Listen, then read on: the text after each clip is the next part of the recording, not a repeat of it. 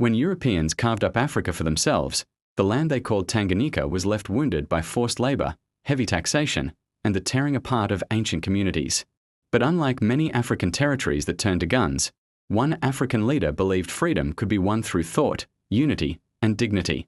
His name was Julius Nyerere, the quiet-speaking teacher who would come to be known as Mwalimu, meaning the teacher.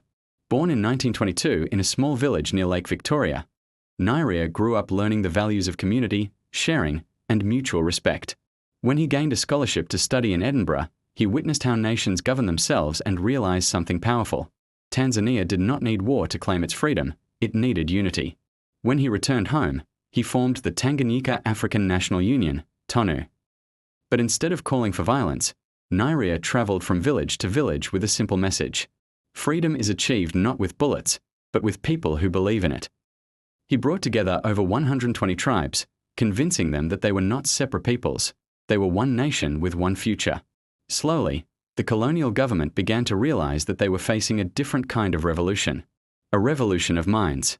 By 1961, the British administration could no longer justify holding Tanganyika captive. The people were united like never before, speaking with one voice, demanding independence. And because they came with peace, not war, the British had no ground to resist.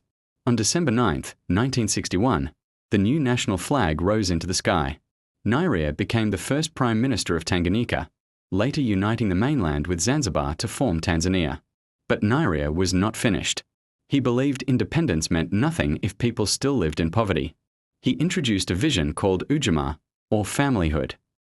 It was an attempt to build a society based on cooperation instead of greed, an African form of socialism rooted in traditional values.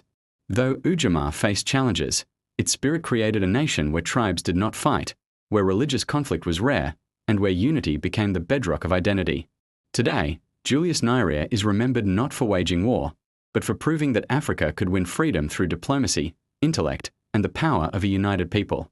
A continent filled with countries born through fire produced one nation born through the power of peace. Don't forget to like, comment, and share to support African storytelling.